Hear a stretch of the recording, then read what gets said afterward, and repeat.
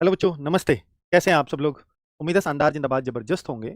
UP home guard की भर्ती ये ऐसी भर्ती है कि जिससे बहुत सारे बच्चे ऐसे भी हैं जो इसकी तैयारी कर रहे होंगे या इसका सोच रहे होंगे फॉर्म भरने की, क्योंकि सब लोग ज़्यादातर किसान मजदूर परिवार से आते हैं जो इस वीडियो को देख रहे होंगे। हो सकता है किसी के पापा भी होमगार्ड की नौकरी में हों या किसी का कोई बड़ा भाई होमगार्ड की नौकरी कर रहा हो, क्योंकि पहले ये वैकेंसीज कभी भी लगातार नहीं आती रही है बच्चों। तो आपको ज़्यादा इस बात का पता होगा कि भाई उनका जो है किस तरह का क्योंकि एक होमगार्ड मैं ये मानता हूँ कि होमगार्ड अगर किसी के पेरेंट्स हैं या फादर हैं तो वो अपने बच्चे को होमगार्ड नहीं बनाना चाहते, वो चाहते हैं एटलीस्ट ये पुलिस में तो चला जाए, क्योंकि वहाँ उनको फर्क दिखता है। आप ये मानते हो कि होमगार्ड की एक बहुत अच्छी वैकेंसी है? हाँ, बहुत अच्छी तब है जब आपको पुलिस में भी जाना हो। एटलीस्ट आप होमगार्ड को ये मान लीजिए सबसे छोटा कर्मचारी पुलिस थाने के अंदर होगा।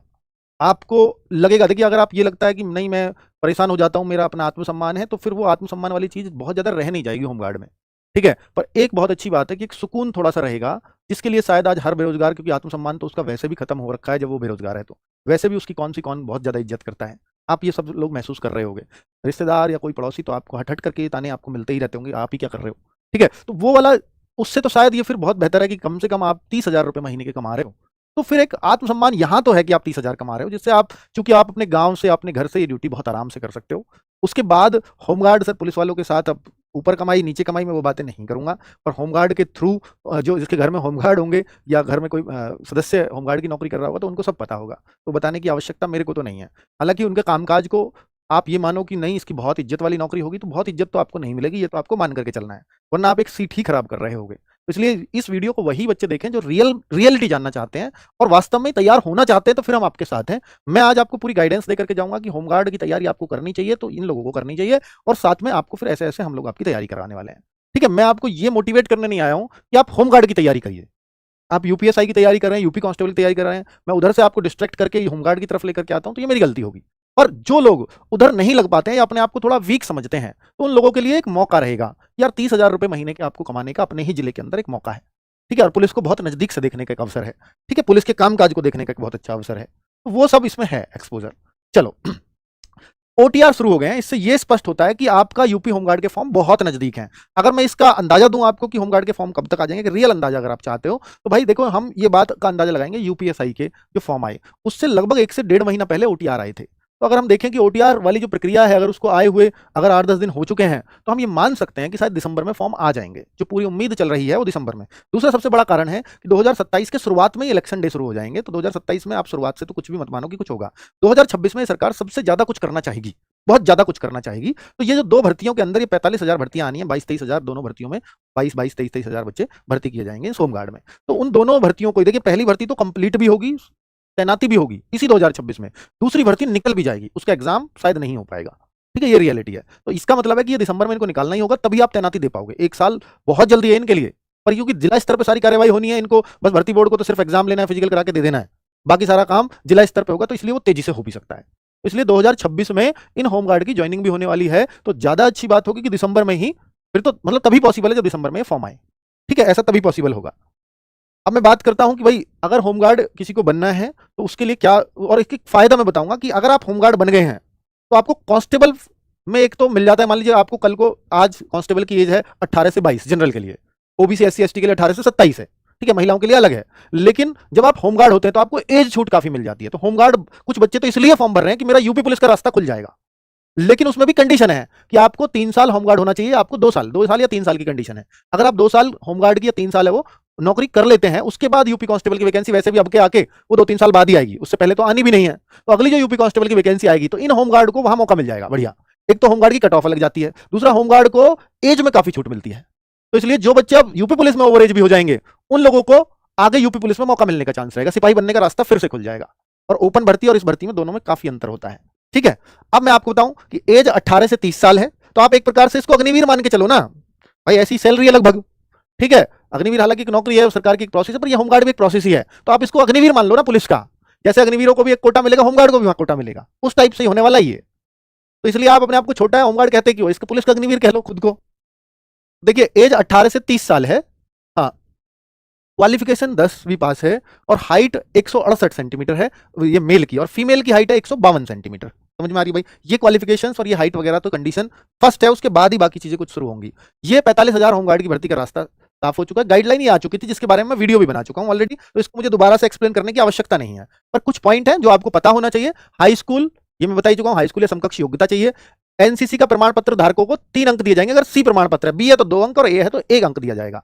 आपदा मित्र प्रमाण पत्र वालों को भी 3 अंक मिलेंगे। तो इनमें से कोई से दोनों भी चीजें तो भी मैक्सिमम 3 ही अंक ले पाओगे। ठीक है, या तो इसके मिलेंगे या उसके मिलेंगे, 6 अंक नहीं मिल सकते आपको।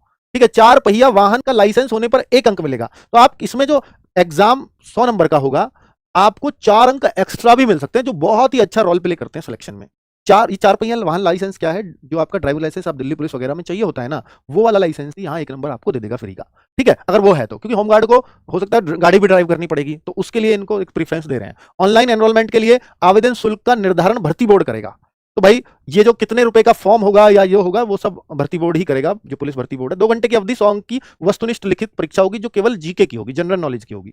ये भी आपको बता दिया गया था। परीक्षा का पाठ्यक्रम और प्रक्रिया भर्ती बोर्ड द्वारा ही तय किया जाएगा। वो बताया जाएगा भाई पाठ्यक्रम में क्या क्या जीके के टॉपिक्स होंगे। लिखित परीक्षा और अतिरिक्त अंक जोड़ने के बाद जिलावार मेरिट बनेगी। 100 अंक में से जो लाओगे प्लस ये जो 4 अंक हैं, इनको जोड़ने के बाद फाइनल मेरिट तैयार होगी कि आपको जो है ये जिला मिल गया है। ठीक है, नेक्स्ट होमगार्ड एनरोलमेंट के लिए कोई प्रतीक्षा सूची नहीं है कि भाई किसी ने ज्वाइन नहीं किया तो उसकी जगह दूसरे बच्चे ले लिए जाएंगे, नहीं, ऐसा नहीं होगा। तो ये क्लैरिटी उसने सब कुछ कर दिया इसके अंदर। ठीक है, ये दौड़ है, पहले एग्जाम होगा, उसके बाद 4800 मीटर की दौड़ 28 मिनट में। ये यूपीएसआई में सेम मेल, यानी कांस्टेबल से आसान है, यूपीएसआई की बहुत आसान है। तो वो वाला फिजिकल आपको दिया गया है। होमगार्ड में फीमेल के लिए 16 मिनट में 2400 मीटर। यही लड़की जो यूपीएसआई की तैयारी करती है उसके लिए भी यही कंडीशन होती है। दूसरा, 3 अंक 2 अंक। अब देखिए इसमें जो ना लड़कियों की अभी बात नहीं चल रही थी कि होमगार्ड में कितनी लड़कियां, ये बाद में इन्होंने ऐड ऑन किया है कि लड़कियां भी इसमें भर्ती की जाएंगी। लेकिन लड़कियों का इनके पास डेटा नहीं है कि किस जिले से कितनी लड़कियों की वैकेंसी की जरूरत है, तो उसके लिए अब ये डेटा मांगेंगे। जो टाइम लगेगा इसलिए उसमें लगेगा, फिर जिलावार डेटा जाएगा, कोई जिला देगा नहीं, फिर उसमें थोड़ा सा टाइम लगता है, फिर वो भर्ती बोर्ड उस हिसाब से वैकेंसीज रिलीज करेगा। ठीक है, तो इस वजह से थोड़ा सा वक्त लग सकता है। बाकी इन पे लड़कों की तो सूची है, हो सकता है दोबारा भी मांग ले। ठीक है, तो ये वैकेंसी जो हम 22-23 हजार सोच रहे हैं, 25-26 भी हो सकती है फर्स्ट फेज में। ठीक है, तो चलिए, तो ये क्लैरिटी आपको होनी चाहिए।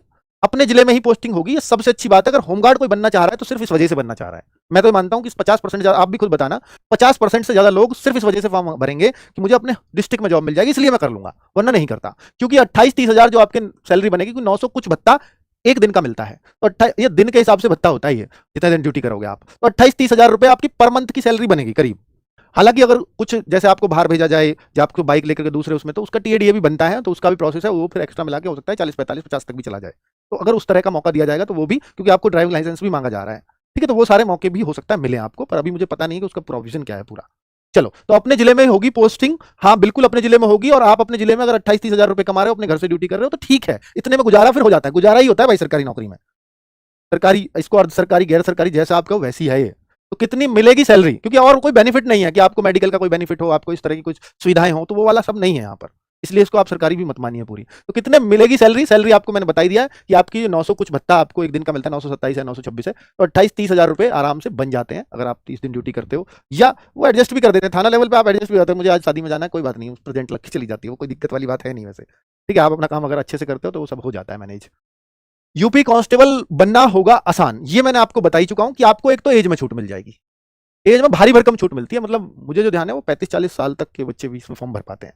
तो एक तो एज में छूट मिल जाती है, और दूसरा मेरिट में काफी डाउन चली जाती है, मेरिट डाउन। तो ये काफी आसान हो जाएगा आपको यूपी कांस्टेबल बनना। इसके वजह से आपको ये लगता है आप यूपी कांस्टेबल का सोच छोड़ चुके हो कि मैं ओवर एज हो गया, कि मेरे को तो अब चांस मिलेगा नहीं, तो फिर उसकी वजह से वो जिंदा हो सकती है फिर से उम्मीद, है ना। और एक एज में छूट, और दूसरा मेरिट डाउन। अगर आप पढ़ने में भी कमजोर हैं तो इसमें शायद आसानी से सिलेक्शन हो जाएगा। मैथ रीजनिंग से भी पीछा छूट रहा है, जीके से शायद सिलेक्शन हो रहा है आपका। पर जीके भी, क्योंकि होमगार्ड नाम है, तो जीके कभी कोई बहुत अच्छे स्तर की पूछी नहीं जानी, वो भी आसान पूछी जाएगी। ठीक है, और हर जिले की अलग अलग मेरिट जाएगी भाई, कट ऑफ अलग जिले वाइज लगेगी इसमें। और आप अपने जिले से ही फॉर्म भर सकते हो, दूसरे जिले से भर भी नहीं सकते, अदर स्टेट इसमें भरेगा ही नहीं। ये फायदे आपको होंगे, केवल यूपी वाला बच्चा भर सकता है, और आपको उस जिले का मूल निवास दिखाना पड़ेगा। अगर आपको मान लीजिए प्रयागराज भेज दिया जाए किसी आगरे वाले बच्चे को, कोई क्यों जाना चाहेगा? कैसे उसका 28-30 हजार में वो होगा गुजारा? पर 28-30 हजार, अब बच्चा मजबूर है यार 20 हजार की नौकरी करने को भी प्राइवेट में, है ना, और दूसरे सिटी में भी कर रहा है, तो उन बच्चों के लिए फिर एक ये सहारा है कि यार अपने जिले में 28-30 हजार मिल रहे हैं और ठीक ठाक, कोई दिक्कत वाली बात नहीं है। हालांकि सैलरी थोड़ी सी लेट सेट भी होती है, पर मिलती जरूर है, तो वो वाली टेंशन आप मत रखिएगा। चलो दूसरा, ये लिखित परीक्षा उसने एकदम क्लियर कर दी है, वो 2 घंटे की होगी और वस्तुनिष्ठ प्रकार की होगी, ऑफलाइन मोड में होगी, 100 अंकों की होगी। ठीक है, OMR सीट पे जो भरना पड़ता है, और केवल एक विषय सामान्य ज्ञान की ही होगी, यानी जीके के ही प्रश्न होंगे। जीके में वो मैथ रीजनिंग में फिर बोल रहा हूँ 5-7 क्वेश्चन हो सकता है डाल दे, क्योंकि वो सामान्य ज्ञान है आपका। केवल एक बुक जो होगी इसके लिए काफी। हमने इस होमगार्ड को ध्यान में रख करके एक बुक हम इसमें बना रहे हैं, क्योंकि बच्चों पहले जो हमने एक बुक बनाई थी उसमें मैथ्स भी है, उसमें रीजनिंग भी है, उसमें जीके भी है, जीके उसमें भी भरपूर है। पर वो चूंकि पहले जो आया था वो ऐसा आया था कि यूपी कांस्टेबल के आधार पे होगी, ठीक है, तो वो यूपी कांस्टेबल के आधार पे वो सब चीजें उस पर डाली गई। पर उस बुक को हम डिसकंटिन्यू कर रहे हैं, और जिन बच्चों ने वो बुक खरीद ली है तो इसलिए हम इस बुक का पीडीएफ भी डलवा देंगे ताकि आपको दोबारा ना खरीदनी पड़े। पर अब ये बुक हम जो तैयार कर रहे हैं होमगार्ड के लेवल से ही तैयार कर रहे हैं, सामान्य ज्ञान के हिसाब से, ठीक है, कि होमगार्ड के लिए ये लेवल मेंटेन करना पड़ेगा। हालांकि इसका सिलेबस भी खुल के आएगा, पर टॉपिक्स हमें पता है जीएस में वही रहने वाले हैं। तो इस बुक को भी हम 10 दिसंबर को आपके हाथ में पहुंचा देंगे। 10 दिसंबर को ये लॉन्च होगी। इस पे काम चल रहा है बहुत तेजी से। हम कोशिश कर रहे हैं इसको कि 200-250 पेजेस में पूरी जीएस को अच्छे से कंक्लूड कर दिया जाए विद क्वेश्चंस प्लस थ्योरी, बिल्कुल टॉपिक वाइज, चैप्टर वाइज। उस तरह से हम इस बुक को बनाने का प्रयास कर रहे हैं। और चूंकि भर्ती बोर्ड का ट्रेंड हमें पता है, पुलिस भर्ती बोर्ड इसे कराने वाला है, तो उस तरह के क्वेश्चंस हम आपको जीएस में उनका वो सब नाप नूप के तब आपको इसमें तैयार करके देंगे। तो आप ये देखेंगे कि भाई होमगार्ड की ये बुक काफी शानदार आपको लगने वाली है, और इससे क्वेश्चंस मिलेंगे। मतलब 100 क्वेश्चंस हैं तो हम ये मान सकते हैं कि इससे पढ़ने से इतने क्वेश्चन सफिशिएंट मिल जाएंगे कि इससे सिलेक्शन हो जाएगा। हर कोई केवल बुक भी पढ़ लेगा तो। बाकी पढ़ाई तो साथ में और भी आपकी चलेगी ही चलेगी, उसमें कोई डाउट ही नहीं है कि भाई हम आपको ऑनलाइन भी पढ़ा रहे होंगे, क्योंकि बहुत बच्चे लगातार पूछ रहे हैं सर आरडब्ल्यूए का होमगार्ड का कोई बैच भी आएगा क्या। ये आपकी लगातार डिमांड है हमसे कि होमगार्ड का बैच ले आइए सर, हम लेट हो रहे हैं, हमें अभी से तैयारी करनी है। कुछ बच्चे तो ऐसे जो इसमें तैयारी ही छोड़ चुके हैं, बहुत दिन हो गए हैं। तो उस तरह के बच्चों को भी इसमें ध्यान रखा जाए, क्योंकि होमगार्ड की तैयारी वही तो करेगा। जो एकदम फ्रेश बच्चा है वो कांस्टेबल की तरफ जाता है, वो एसआई की तरफ जाता है, वो बात अलग है, वो इसको भी डाल के देखेगा। लेकिन जो इसका जेन्युइन बच्चा है, वो बच्चा जो पढ़ाई से थोड़ा दूर हो गया है, वो प्रयास करना चाहता है, जो बाकी जगह सेलेक्ट नहीं हो पाया वो प्रयास करना चाहता है, तो उनको ध्यान में रख करके कोई ऐसा बैच पढ़ाया जाए, ये हमारे दिमाग में आया। तो हम वो एक बैच लेकर के आ रहे हैं इसका, और उसकी डेट भी आपको बहुत जल्दी आपके बीच में बता दी जाएगी। रक्षक बैच, रक्षक बैच एक बहुत रीजनेबल फीस पे, क्योंकि इसमें बहुत गरीब घर का बच्चा ही तैयारी करता है। तो यूपी होमगार्ड के लिए रक्षक बैच आरडब्ल्यूए पर आएगा, क्योंकि आप गृह रक्षक हैं, होमगार्ड हैं, होम मतलब गृह और गार्ड मतलब रक्षक, अपना जिले की सुरक्षा आपके हाथ में है। तो रक्षक बैच आपके नाम पे सूट करता है, ठीक है। तो रक्षक बैच आपको कब मिल जाएगा, कैसे मिलेगा, क्लासेस कब से स्टार्ट होंगी, इसकी एक डिटेल्ड वीडियो भी बन जाएगी। तो यूपी होमगार्ड आप ये मान लीजिए कि आपकी आज 14 तारीख है, 20 से 25 के बीच में ये शुरू हो जाएगा, ठीक है, क्योंकि बहुत ज्यादा समय मिलेगा नहीं। अगर दिसंबर में फॉर्म आते हैं, हो सकता है इसकी फरवरी में परीक्षा तक भी करा दें। परीक्षा हालांकि इसकी बड़ी होगी, यूपी कांस्टेबल जैसी ही होगी, हालांकि उसमें 50 लाख तक फॉर्म चले जाते हैं यूपी कांस्टेबल में, पर इसमें भी फॉर्म 15 लाख तो रहेंगे। तो बड़ा एग्जाम एक यूपी भर्ती बोर्ड को कराना पड़ेगा इसके लिए, ठीक है। 15 लाख फॉर्म एक बड़ा नंबर है, इतना मैं एक्सपेक्ट कर रहा हूं, इतने इसमें फॉर्म आ जाएंगे आराम से। और 15 लाख तो कंपटीशन यूपी कांस्टेबल के मुकाबले तो 1/3 ही है ना। और बहुत सारे बच्चे यूपी कांस्टेबल वाले जो तैयारी कर रहे हैं वो इसको नहीं भरेंगे, और भरना भी नहीं चाहिए। अगर आप ये नौकरी नहीं कर सकते फिर मत भरिएगा, वही लोग भरिएगा जो वास्तव में जिनको इच्छा है कि मुझे नौकरी करनी ही है, और मुझे क्योंकि मेरे पास और जगह अवसर नहीं है, तो वो लोग ज्यादा प्रीफर करिए, वरना आप इसको इसकी एक जगह भी घेरेंगे और फिर इसको छोड़ेंगे भी, तो फिर ये दिक्कत होगा, है ना।